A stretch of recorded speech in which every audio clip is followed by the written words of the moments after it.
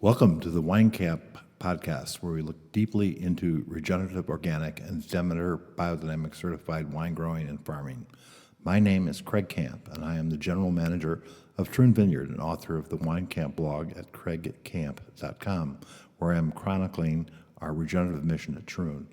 This is meant to be a podcast for those that aspire to, as the Regenerative Organic Alliance says, farm like the world depends on it. These interviews will be focused on our work here at Troon Vineyard in Oregon's Applegate Valley, but will also include the work of other farmers committed to regenerative agriculture. And now for today's interview. Hello, welcome to Troon Talk, where we dig deep into regenerative agriculture and wine growing. Today, our guest is Garett Long, our Director of Agriculture, who has transformed our farm in the time that he's been with us. And we're going to take a closer look at no-till and carbon sequestration today. So welcome, Garett. Could you tell us about your background and how you came to Troon? Yeah, my experience here at Troon is really a culmination of my whole background, academic, practical farming experience, research, all of that. I really fell in love with animals at a young age. You know, my family had tons of pets and just a menagerie around, and we went camping a lot during the summers, and it really helped me to just fall in love with nature. And so for college, I studied biology at a liberal arts college, Whitman College in Washington State, and again, continued to just pursue biology and my understanding of animal science. And it was during that time that I first became exposed to the idea of farming. And so my first farming experience was after college. I did a work exchange program in Southern California called WOOF. It stands for the Worldwide Opportunities on Organic Farms. And what I did was a work exchange for 3 months. They provided room and board and education about organic farming. And I really got to cut my teeth learning about all of the practices that we're employing here at Troon, like composting and no-till and gardening, orcharding, animal husbandry, wildlife habitat, conservation, all that sort of stuff. That was my first time. That farm is called Apricot Lane Farms, and it became an extremely formative experience for me.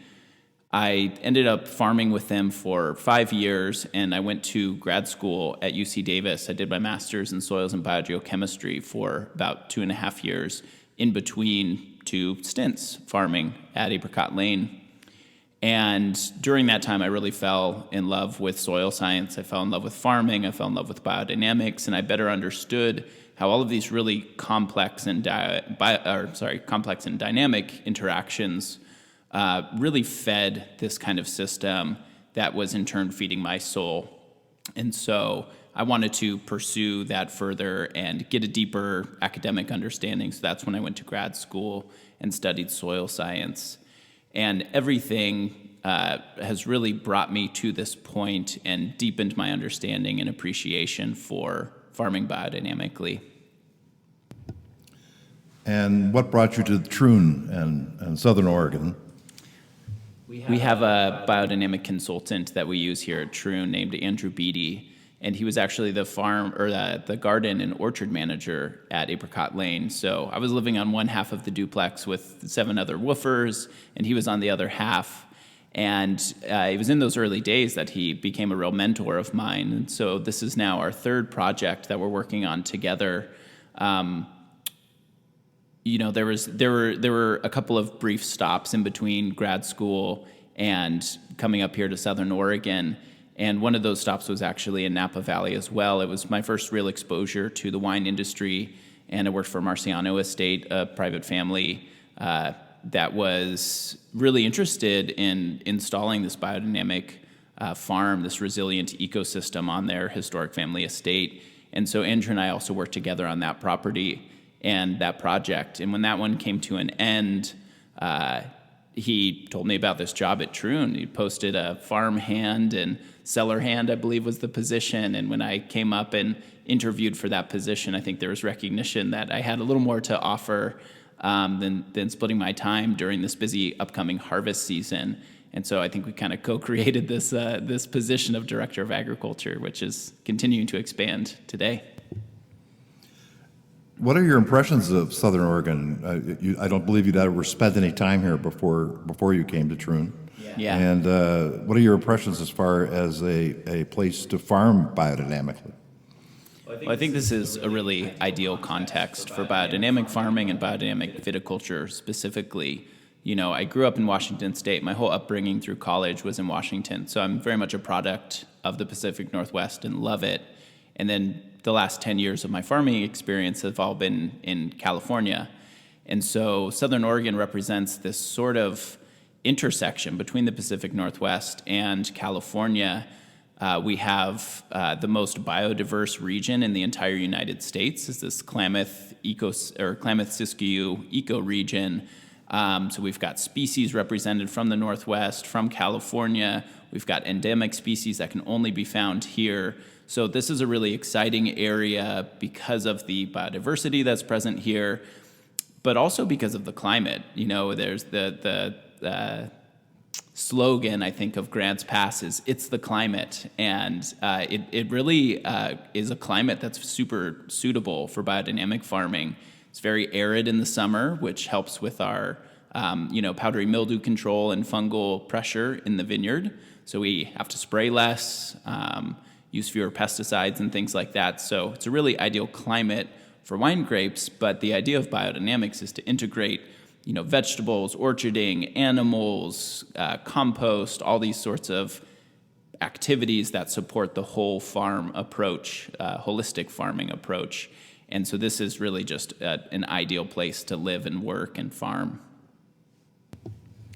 So we wanted to focus on carbon sequestration today, which is obviously a hot topic, and we're facing the climate change, and agriculture comes up as one of the leading sources for sequestering carbon. Why is carbon sequestration so important in agriculture?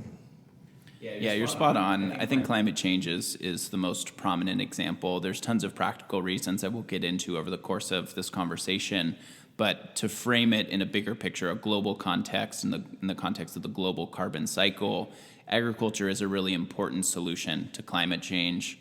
There's so many practices that we'll, again, get into, all of which pull atmospheric carbon down into the soil via plants, photosynthesis. Photosynthesis on a technical level is combining carbon dioxide and water in the presence of sunlight to create these carbohydrates or these sugars, and then plants also breathe out oxygen, which is a really beautiful balance, and to think about plants balancing all of the other animals, microbes, all life on Earth that respire CO2, we breathe out CO2.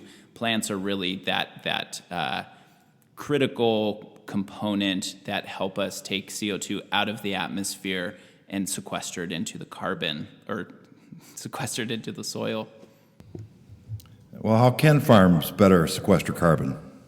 Yeah, so some of those practices I was just mentioning, starting with composting, we take a whole farm approach, which means that every plant that we weed out of the vegetable garden or out of our native, botanical garden, all of the kitchen scraps from the tasting room, the pumice from the wine making activities, they're all combined with local organic dairy manure that we source from our neighbors, and we build compost piles that over the year are managed thermophilically and continue to break down. Those 250 tons of finished compost a year we spread across our 100-acre vineyard, and that compost is full of microorganisms that help inoculate the soil. Those microbes are symbiotic partners of plants. They exist in the root systems in close proximity and compatibility with plants, where plants intentionally leak out those sugary root exudates to feed the microorganisms. That's their fuel source.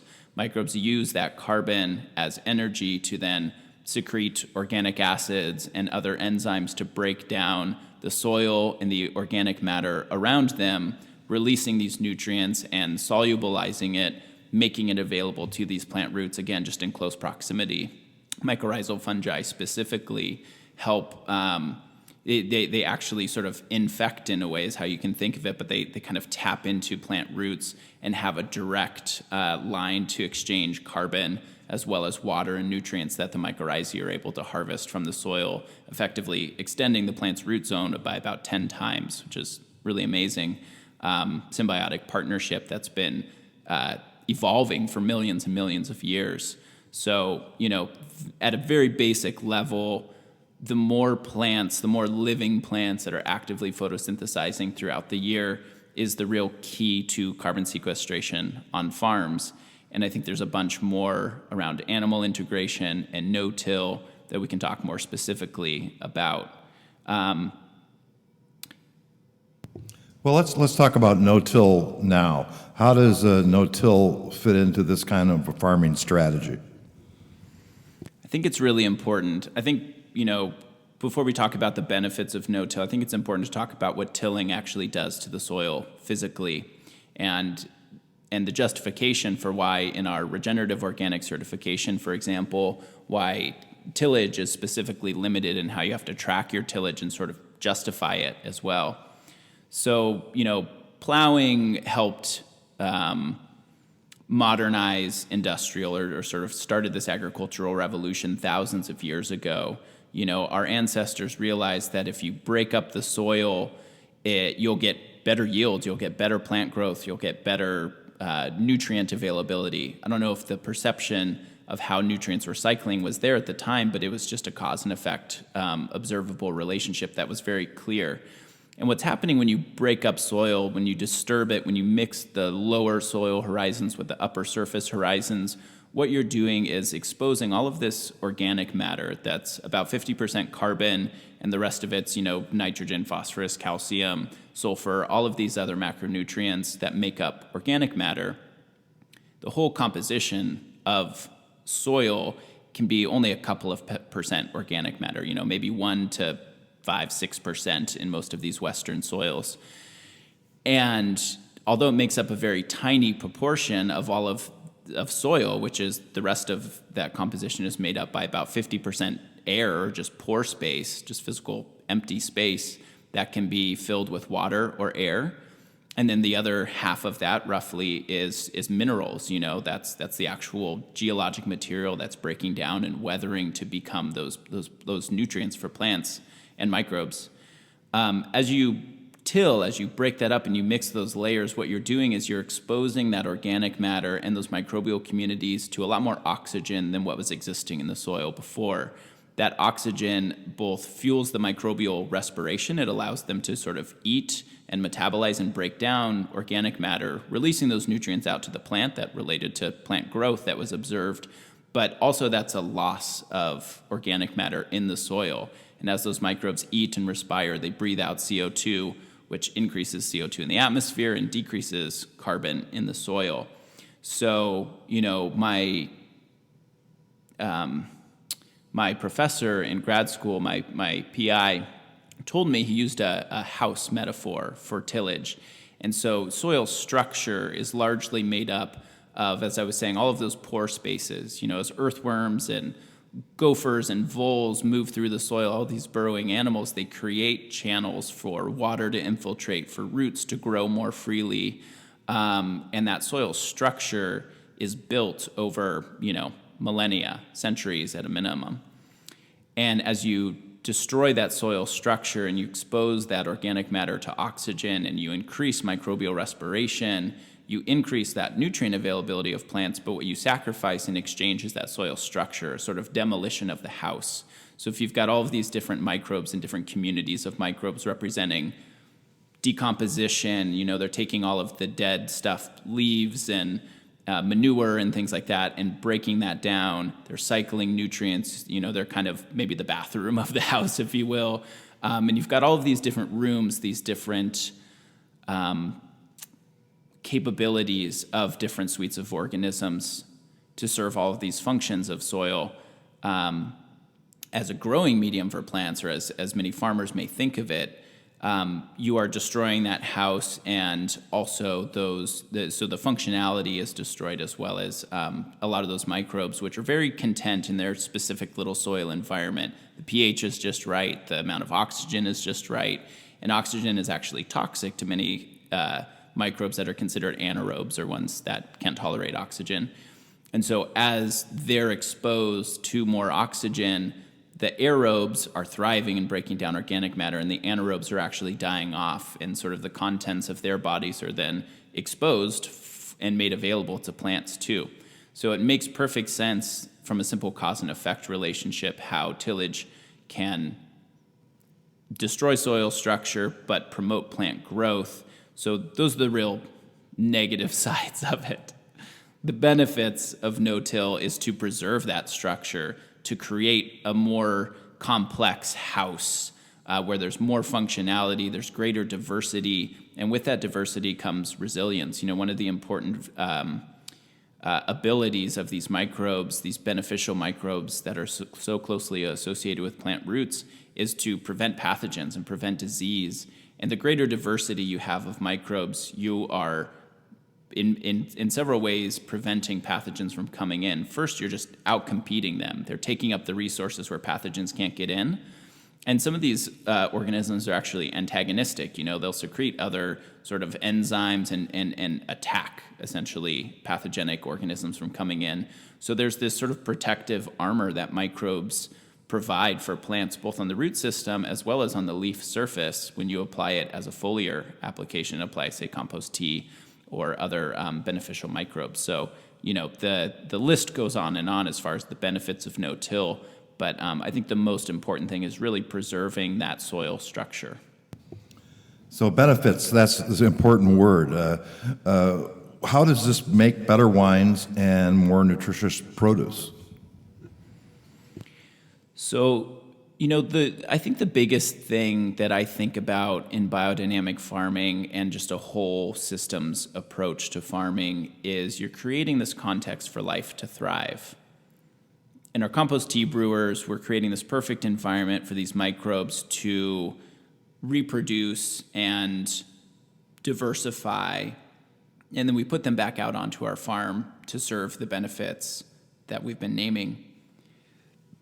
As you create this context for healthier vines that are better able to suppress pathogens, they're better able to access nutrients without the additions of fertilizers, they are more closely tied to those suite of microbes that do shift seasonally with temperatures, with water availability, with the root exudates that each plant, uniquely secretes to feed specific organisms that are their partners, sort of almost sending out a chemical signal to say, hey, we need more boron or we need more phosphorus. And they can actually send out that chemical signal via the composition of the root exudates and encourage specific suites of microbes to go out and scavenge those nutrients and trade it back for that carbon. So, by creating this context for plants to thrive, for microbes to thrive, and ultimately animals that we integrate intentionally into our system, we're creating this context where everyone is supporting each other. I talked about how composting is really a way of reducing waste on our farm and cycling that back into nutrition and that entire inoculation, that diversity of microbes that we're putting back out onto the farm.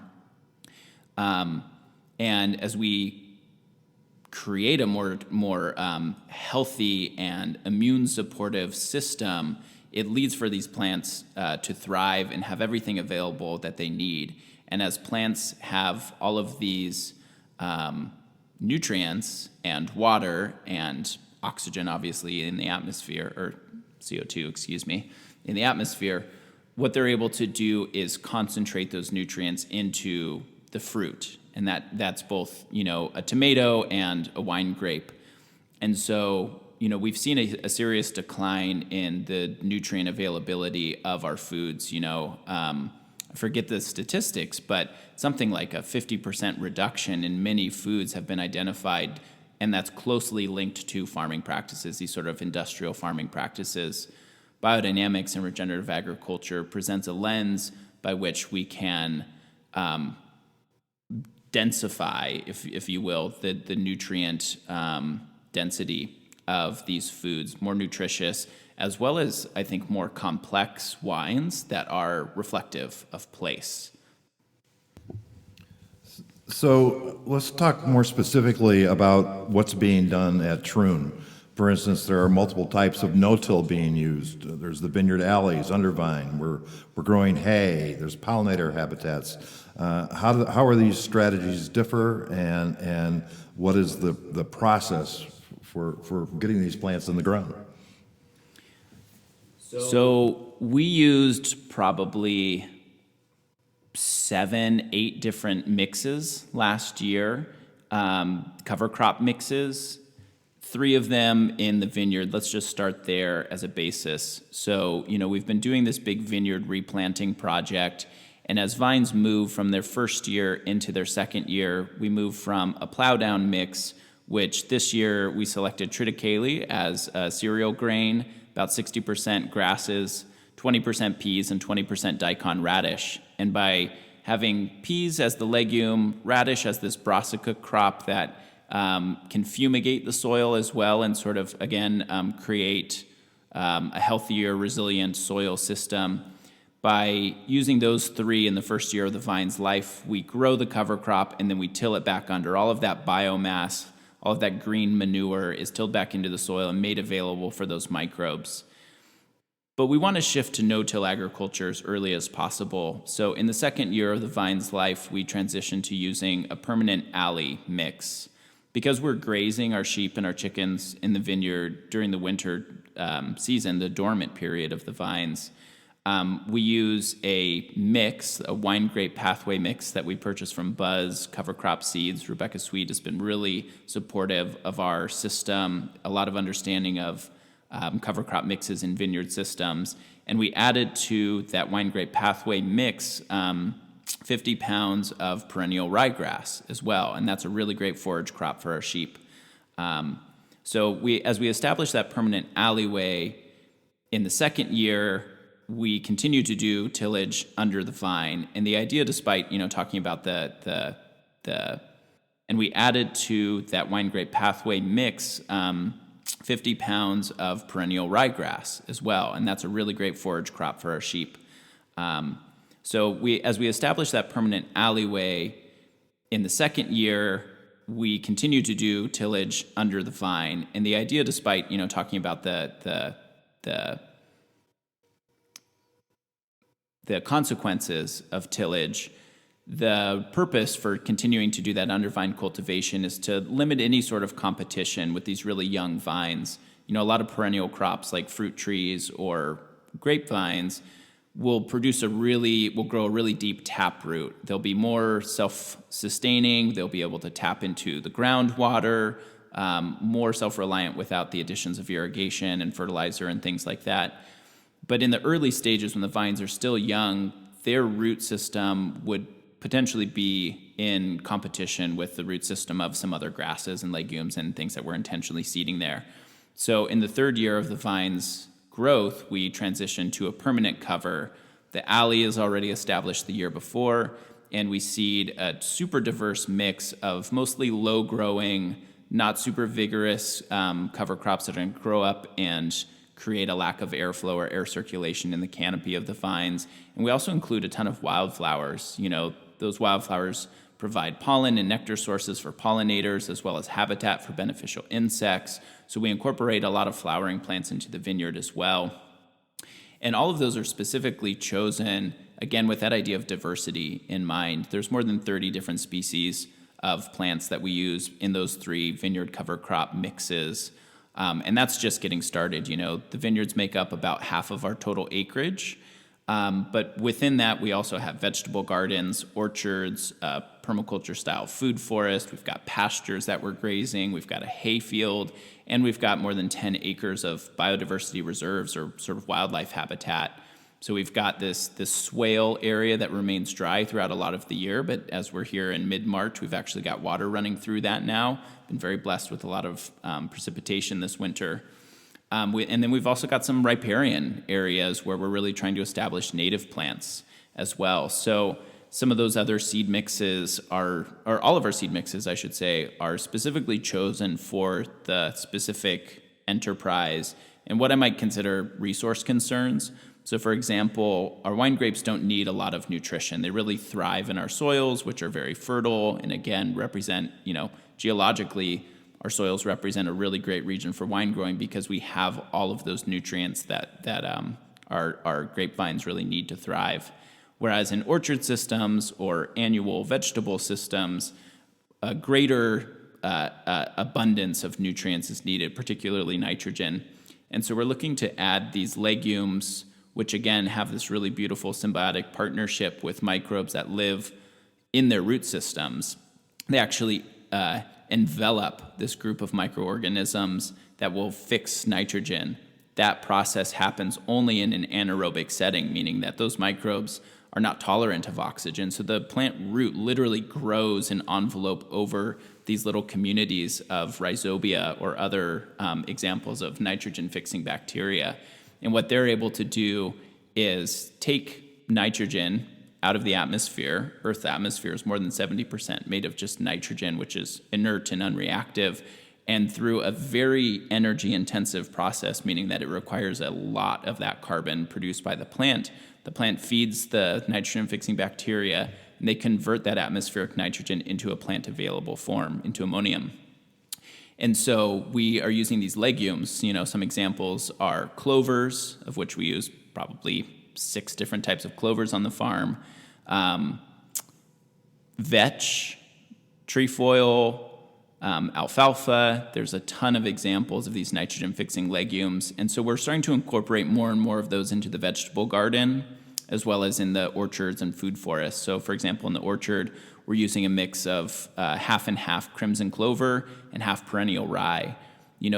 Our orchard systems are set up with really wide spacing so that we can graze the alleys, which we're also doing in the vineyards that I mentioned earlier. So we're intentionally creating a diverse forage in those alleyways for our sheep and chickens to graze as well.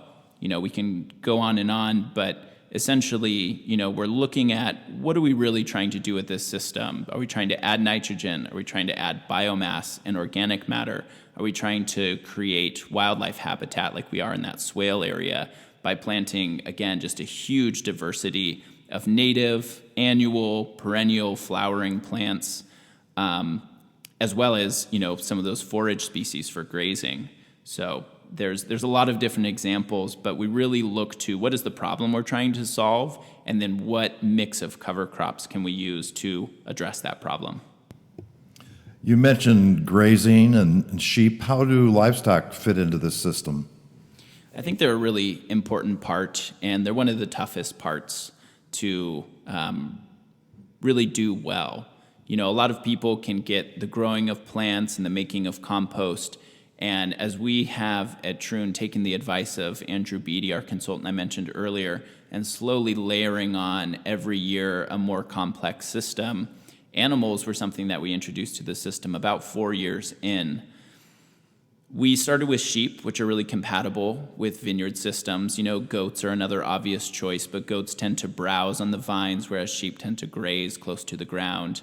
And cows might be another obvious choice, but they can be destructive in vineyard systems too by scratching on the trellis systems or breaking irrigation lines or things like that. So sheep are a really ideal, very compatible choice for integration in vineyard systems. And the relationship between sheep and chickens in the context of rotational grazing is also really interesting. So the idea of rotational grazing is all biomimicry. We're looking at these large herds of herbivores out in the Great Plains in the U.S. or the steppe in Asia and Mongolia, and these super productive grassland ecosystems that support massive herds of herbivores. As they move through and they graze constantly, just shoulder to shoulder with the whole herd, they're constantly eating, moving, pooping, peeing, and fertilizing as they move. And the really important part of rotational grazing is to give that land a rest period. A lot of times these big herds will maybe only visit that spot one time a year, or they'll come back around several months later when the grass has a chance to regenerate. So we're mimicking these systems that have been observed in nature and using portable electric fencing to set up individual paddocks. So we can do that down the alleys of vineyards or orchards, and we can protect young plantings from grazing or any damage to trees or vines that the animals might do. And then as those vines and trees mature, we'll happily make these bigger sections that actually incorporate those trees. Trees will provide shade for the animals and so many other benefits. But the real reason for animal integration is multifold. First, it's grazing. It's fewer passes of mowing. One thing that you have to do in a no-till vineyard system is you need to mow, maybe only a couple of times a year, 3-4 times a year. We'll go through and mow that vineyard. But if we can replace even one of those tractor passes with grazing, there's multiple benefits. One, we're saving on diesel, on time, on potentially creating more compaction by driving tractors and heavy implements through the vineyard, whereas the impact of sheep is relatively light. They graze, doing the same benefit that mowing has, but then they're also converting all of that organic matter, all of that forage in their digestive system of ruminants, which is this complex four-chambered, stomach, and they're inoculating it with all of the microbes that help them break down cellulose and these other hard-to-digest compounds in plants and make them available to the sheep. And as they deposit their manure throughout the vineyard, they're also depositing all of those microbes that are, again, masterful at breaking down forage and releasing these nutrients. So, by comparison to mowing, where you don't get that inoculation, you just sort of lay that forage over and it slowly decomposes. On the soil surface, you get actually a lot of loss of carbon that those plants are made of, and it just releases to the atmosphere. Whereas with sheep and grazing and cover cropping, you can actually sequester that carbon into the soil and maintain it in a more stable way. Now, theory is one thing and data is another, and I think a lot of farmers are really interested in actual data. So you recently did some soil tests. What changes did you find in the soil at Troon compared to our first tests in 2018? Yeah, to follow up on that study, we collected soil samples from 16 different locations around the farm, and we measured soil carbon and these other metrics of soil health simultaneously. And we collected soil at depths of 0 to 8 inches, representing that surface, 8 to 18 inches, and then 18 to 36 inches, that sort of deepest subsoil.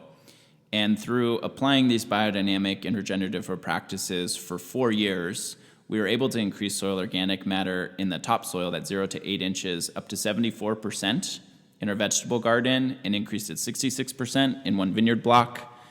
But the really impressive gains we actually observed in the deepest soil horizon, that 18 to 36 inches. Soil organic matter increased between 100 and 340% in the vineyards and over 400% in the pasture. So, to help interpret that enormous gain, 100% increase is doubling, say, from 1.2% to 2.4% soil organic matter.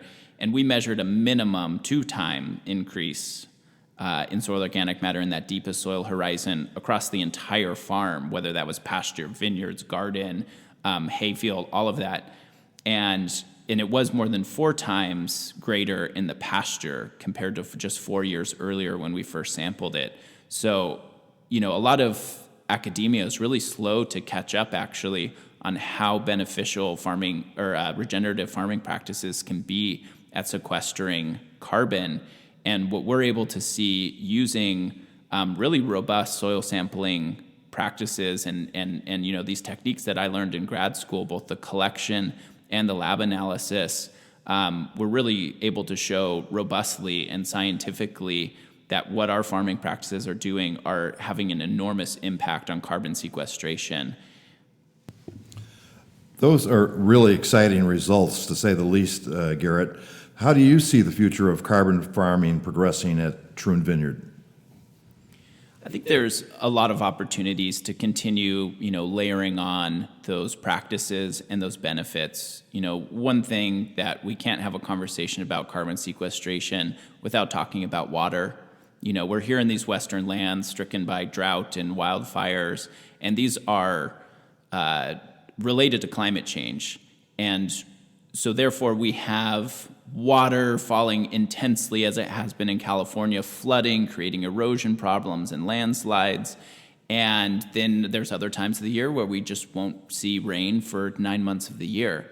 And so in this Mediterranean climate that we have here on the West Coast, where we have cold, wet winters and hot, dry summers, we don't get a lot of precipitation during the growing season. So we're really reliant on the water that's held in our soils and in our aquifers that we're tapped into, that we have our wells in.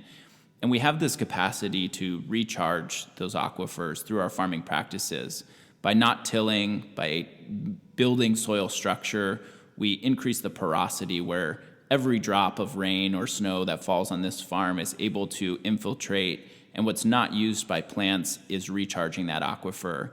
By contrast, if you see any sort of erosion or you have any sort of water leaving your property, that is likely taking with it soil nutrients, maybe that you applied as a fertilizer or that just exist in the soil, as well as that organic matter that's just washing away from that critical, top 12 inches of soil. So I think as we continue to incorporate more diverse plantings, more, diversify and refine our cover crop mixes across the farm, integrate more animals. We're having, our sheep are all giving birth in May. As we intensify and layer on these new enterprises and new practices, we'll continue building organic matter, hopefully at a similar rate that we've been showing over the last 4 years. And as we build organic matter, we build the capacity of the soil to not just infiltrate more water, but also to hold on to it and make that available. I see soil as a sponge, and there's a really amazing statistic that increasing organic matter in soils, only 1%, can increase the soil's water holding capacity by about 20,000 gallons per acre, which is just enormous when you think about the amount of water that is needed to sustain a farm of this size. And so is not only what more can we do, what can we intensify, but what can we do to offset some of these inputs? And irrigation is one obvious one, whereas we sequester carbon and build organic matter, we have to irrigate less, meaning we're less reliant on that aquifer, and there's more water available to everybody who's sharing this aquifer. So I'm sure that people would like to learn more about these strategies. What resources would you recommend for learning more about agricultural carbon sequestration and no-till farming? There's a couple of really inspiring documentaries for folks who are more visual focused. I think to name two quickly, The Biggest Little Farm is a film that was made by the folks at Apricot Lane that I was farming with. When I first got into farming, they made a beautiful documentary that's really inspiring and to some extent technical as far as showing these practices and what it actually looks like and how it translates and how much failure and challenge and struggle there is and how creative the solutions can be that farmers invent every day. And we see ourselves here at Troon as this on this cutting edge, leading edge of employing new novel practices and also doing the research to understand how they're impacting these metrics of soil health. So The Biggest Little Farm really helps capture that. Another really wonderful documentary is Kiss the Ground, that really takes a deep dive in a more focused, a story that's more focused on climate change and the potential of agriculture as a solution. So those are really great examples. If you're more into reading or getting into the technical science of it, I think as much as the USDA, I could be critical of some of the practices that they advocate for. There's a few practitioners that are doing a really amazing job. Ray Archuleta, for example, has worked for the USDA for the last 30 years. They have a branch called the Natural Resource Conservation Service, or the NRCS, that Ray goes around and he works with farmers to employ these practices, to apply for grants to help fund them. And Ray's put out a bunch of YouTube videos. He's kind of a quirky, funny Southern dude, and he understands these principles of soil health at a really deep level and is able to translate them to just 5 very simple principles. And maybe it's a good way what Ray says. So those 5 principles of soil health are: keep a living root in the ground. The longer that plant is photosynthesizing throughout the year, the more carbon they're sequestering. And plant cover crops is a way of keeping that living root in the ground. The third is animal integration. We talked about that and the benefits of that.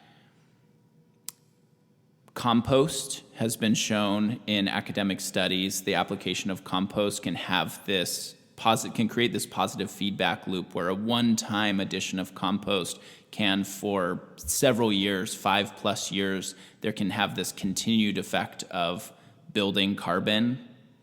And then the last one is just maximize biodiversity. You know, we talked about the benefits of resilience to the system and how a more resilient system creates this context in which plants can thrive and increase more nutrient-dense foods and more complex wines that are reflective of place. And by just applying these 5 principles of soil health, that these have been really inspiring to me to think about the ways that we can play with them and apply them here at Troon and continue to, carbon farm here on our 100 acres and hopefully inspire others to do the same. Just to finish up and wrap things up, what does it mean to you personally to be able to farm this way? It means the world, to be honest. I made a conscious choice in January to ask to move back onto the farm. And I think, to me, farming this way is a lifestyle. It's more than just a job. And what being able to do, or being able to just walk out of my door and be surrounded by a beautiful site, surrounded by the Siskiyou Mountains, hear bird chirping. At nighttime, I hear the frogs in the pond all night long. There's no light pollution out here, so we see beautiful skies.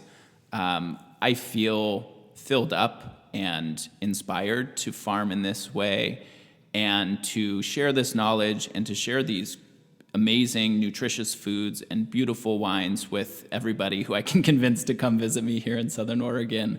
So, yeah, it really means the world to me. I could go on, and I do love talking with people. So, I really encourage all of our listeners to come down and visit us here in the Applegate or visit our tasting room in McMinnville and learn from our amazingly well-educated and inspired staff, because everybody here, I need to also acknowledge just the team. I may be the director of agriculture, but I'm surrounded by an incredible team of people here who are all super passionate and see farming as more than a job, but as a lifestyle. So please come visit us. Well, thanks so much, Garett. It's always exciting and a pleasure to talk regenerative agriculture and biodynamics with you. Thanks for joining us today. It's my pleasure. We are happy to share this podcast with you from Troon Vineyard, a Demeter biodynamic and regenerative organic certified winery in Oregon's Applegate Valley. We farm like the world depends on it and produce authentic, naturally crafted wines. We will be sharing these in-depth podcasts several times a month. To learn more, I encourage you to visit our website at troonvineyard.com and those of the Regenerative Organic Alliance at regenorganic.org and Demeter Biodynamics at demeter-usa.org. Thanks for sharing our voyage to regenerative agriculture with us.